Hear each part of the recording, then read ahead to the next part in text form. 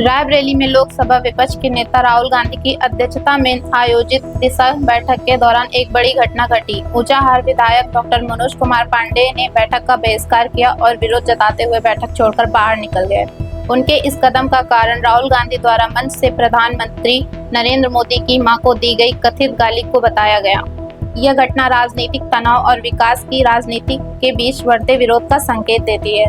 मनोज पांडेय ने बैठक के दौरान राहुल गांधी पर प्रधानमंत्री नरेंद्र मोदी की मां का अपमान करने का आरोप लगाया। उन्होंने इसी को बहिष्कार का मुख्य कारण बताते हुए बैठक छोड़ दी। पांडेय ने जोर देकर कहा कि यह कदम राजनीतिक शिष्टता के उल्लंघन के विरोध में था और उन्होंने इसकी सार्वजनिक रूप से निंदा की। सेवक भारत के प्रधानमंत्री आदरणीय नरेंद्र मोदी जी की मां को ही नहीं बल्कि देश के 135 करोड़ की माओं को अपमानित करने का काम किया गया और गाली देने का काम किया। मां शब्द का हमारे जीवन में बहुत बड़ा महत्व है। ये एक ऐसा रिश्ता है, अटूट रिश्ता है। हम भारत माता को भी भारत माँ कहते हैं और भारत माँ के लिए हमारे जवान शहीद होने का काम करते हैं। और मैंने ये मांग रखी कि यदि माँ को गाली दी गई है जो कि अपने आप में आकार सबूत है, और ये पत्र मैंने निंदा प्रस्ताव राहुल गांधी जी को दिया, यहाँ के जिलाधिकारी उनको दिया और मैंने कहा इस पर तत्काल आप माफी मांगिए। उन्होंने अधिकांश सदस्य हमारी इस बात से सहमत थे, बावजूद इसके राहुल गांधी जी अड़े रहे। मैं माफी नहीं मांगूंगा।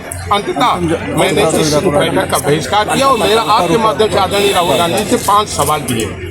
आप रायबरेली से 2024 में लोकसभा में चुन करके गए। रायबरेली की जनता ने आपको जिताने का 25 लाख जनता ने काम किया। आपसे सवाल है कि आपने 33 आपने प्रश्न लगाए उत्तर प्रदेश भारत के लोकसभा में। आपने रायबरेली का कितनी बार सवाल उठाए? रायबरेली के लोग तरस गए कि रायबरेली की समस्याओं का, रायबरेली के दलितों का, वंचितों का, गरीबों का, पिछड़ों का, कमजोरों का रायबरेली की समस्याओं के बाद न केवल संसद में उठाए न सड़क में आपने उठाया। आपने सवाल उठाया इस देश में वोट चोरी का। बेंगलोर के जिस मधोपुरा में की विधानसभा का आपने एक CDS नाम की संस्था को आधार बना करके आपने वोट चोरी का आरोप लगाया। उसी संस्था ने माफी मांगी। उसने कहा कि हमारे आंकड़े गलत थे। उसने उसे डिलीट करने का काम किया कि आप देश से माफी नहीं मांगेंगे। आप सर्वोच्च न्यायालय पर, आप भारत निर्वाचन आयोग पर, आप भारत की सेना की कार्रवाई पर आप लगातार उंगली उठाते हैं। आप लोकसभा की पीठ पर सवाल उठाते हैं। तो आज सवाल ये है कि आप इतने संविधान के अगर इतने बड़े आप भक्त हैं तो संविधान के उन संगठनों का जिन पर पूरा देश विश्वास करता है, आप देश को क्यों गुमराह करने का काम कर रहे हैं? और लगातार संविधान के उन संस्थाओं को जो एक कॉन्स्टिट्यूशनल संस्थाएं हैं उनको अपमानित करने का काम क्यों कर रहे हैं? मेरा उनसे सवाल है। आप भी सावरकर को कहते हैं माफी वीर, और आप स्वयं न्यायालय में 2 बार आपने लिखित रूप से माफीनामा दायर किया है।